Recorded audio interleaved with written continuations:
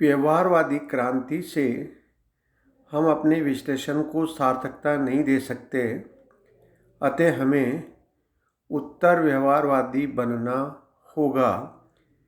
ये शब्द व्यवहारवाद के मुख्य प्रवर्तक प्रोफेसर डेविड स्टर्न ने व्यवहारवादी तकनीक के सफल नहीं होने के उपरांत उत्तर व्यवहारवादी दृष्टिकोण को अपनाने पर जोर दिया। 1960 के दशक की समाप्ति से पहले डेविड स्टर्न के द्वारा, जो स्वयं व्यवहारवादी क्रांति के प्रमुख प्रतिपादकों में से था, व्यवहारवादी स्थिति पर एक प्रबल आक्रमण किया गया। व्यवहारवादी, जिन्होंने अब उत्तर व्यवहारवादियों का रूप ले लिया था, ये मानते हैं कि उनके द्वारा नगण्य और प्राय निरर्थक शोध पर बहुत अधिक समय खर्च कर दिया गया था, जबकि वे वैचारिक संरचनाओं, प्रतिमानों, सिद्धांतों और आदि सिद्धांतों के निर्माण में लगे हुए थे। उनकी अपनी पाश्चात्य दुनिया को तीव्र सामाजिक, आर्थिक और सांस्कृतिक संकटों का मुकाबला करना पड़ रहा था और वे उनके संबंध में सर्वथा अनजान थे। ये तो प्रसिद्ध विश्वविद्यालयों के शानदार प्रांगणों में अपने वातानुकूलित कक्षों एवं पुस्तकालयों में बैठे स्थिरता, स्वामित्व, संतुलन, संरक्षण, प्रतिमान आदि की तकनीकी समस्याओं और मॉडल निर्माण की प्रवृत्तियों में उलझे हुए थे और विशेषीकृत तकनीकों के आधार पर कभी कभी क्षेत्रीय अनुसंधान भी कर लेते थे। तथापि बाहर का समाज विघटन, टूट फूट की स्थितियों से गुजरता हुआ दिखाई दे रहा था। आणविक अस्त्रों का आतंक, गृह युद्ध, तानाशाही शासनों के अभ्युदय की प्रवृत्ति, बढ़ते हुए सामाजिक विभेद आदि ऐसी स्थितियां उत्पन्न हो रही थी जिनके संबंध में व्यवहारवादी राजनीतिज्ञों ने कभी कल्पना भी नहीं की थी। उत्तर व्यवहारवादियों का प्रश्न था कि उस शोध अनुसंधान की उपयोगिता क्या थी जिसने समाज और राज्य व्यवस्था के इन तीव्र रोगों, संकटों एवं समस्याओं के निदान की ओर ध्यान ही नहीं दिया था। ये ऐसा प्रश्नवाचक खड़ा हो गया था कि व्यवहारवादी उपागम को मानने वाले विद्वान तकनीकी दृष्टि से बहुत अधिक जोर देने लगे थे और उस तकनीक का कोई उचित समाधान दिखाई नहीं दे रहा था। इसी के परिणाम स्वरूप प्रोफेसर डेविड स्टर्न ने उत्तर व्यवहारवादी दृष्टिकोण की बात बताई। उत्तर व्यवहारवाद का तात्पर्य व्यवहारवादी राजनीतिक विश्लेषण में प्रामाणिक अध्ययन के दौर में प्रामाणिकता में अंतर्निहित एवं प्रामाणिकता को प्रभावित करने वाले आधारभूत तथ्य मूल्य के अध्ययन की उचित स्थान नहीं दिया गया। विश्लेषण की तकनीक को विश्लेषण वस्तु से अधिक महत्वपूर्ण बना दिया गया, जिसके परिणाम स्वरूप राजनीतिक विश्लेषण को तथाकथित वैज्ञानिकता का एक निश्चित स्तर तो प्राप्त हो गया, लेकिन उसके निष्कर्षों में प्रासंगिकता यानी कि रिलेवेंस एवं वैध शाश्वतता का अभाव बना रहा। उत्तर व्यवहारवादी राजनीतिक विश्लेषण में मूल्यों को समाविष्ट कर राजनीतिक अध्ययन को औचित्यपूर्ण एवं शाश्वतता यानी प्रासंगिकता प्रदान करने पर जोर दिया।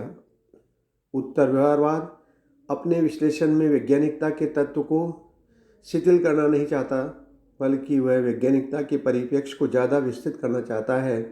इस अर्थ में उत्तर व्यवहारवाद को एक प्रकार की वैचारिक क्रांति कहा जा सकता है, क्योंकि यह राजनीतिक प्रक्रिया के अध्ययन में नवीन समन्वयात्मक दृष्टिकोण को प्रस्तुत करता है, जिसमें तथ्य एवं मूल्य दोनों का विवेक सम्मत समावेश किया गया है।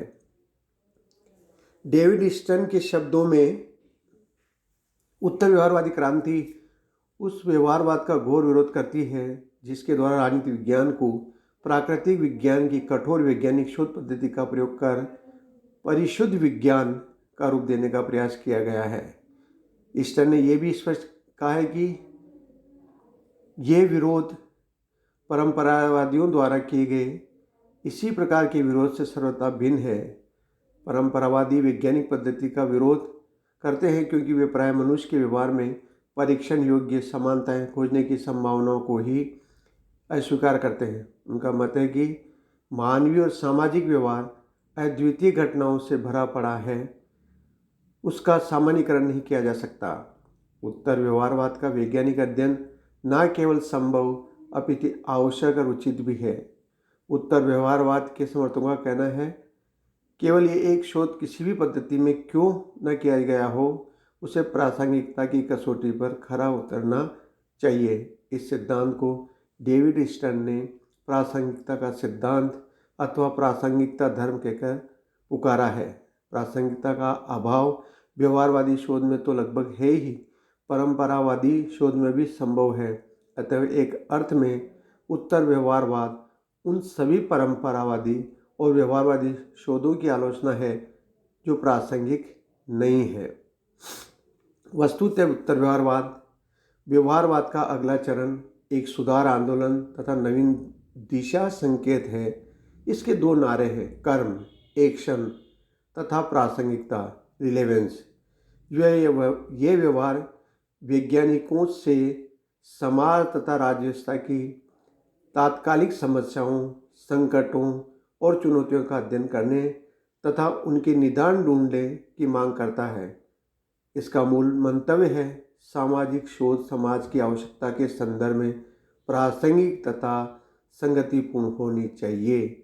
यह है उत्तर व्यवहारवाद वैज्ञानिकों से मूल्य निरपेक्ष तथा तटस्थ भाव से अलग रहकर अध्ययन कराने की बजाय स्वयं उनको समाज एवं राज्य व्यवस्था की रक्षा आगे आने के लिए आह्वान करता है।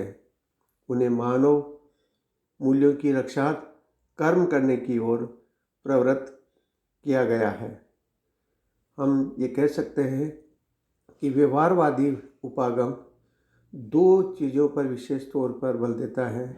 पहली है कर्म और दूसरा है प्रासंगिकता। जो भी हम शोध कार्य कर रहे हैं, जो भी निरीक्षण परीक्षण हम जो कर रहे हैं, जो कर्म हमारे द्वारा किया जा रहा है, उसकी प्रासंगिकता होना बहुत ज़रूरी है। जहाँ व्यवहारवादी तथ्यों पर अधिक जोर देते थे, वहीं उत्तर व्यवहारवादी ने ये दृष्टिकोण अपनाया कि तथ्य और मूल्य दोनों का समन्वय होकर अध्ययन करेंगे तो वो ज़्यादा प्रासंगिक हो सकता है, ज़्यादा सामाजिक हितैषी हो सकता है। इसलिए हम दोनों ही चीज़ों को समझ करके इसका अध्ययन करना चाहिए। इन बातों पर उसका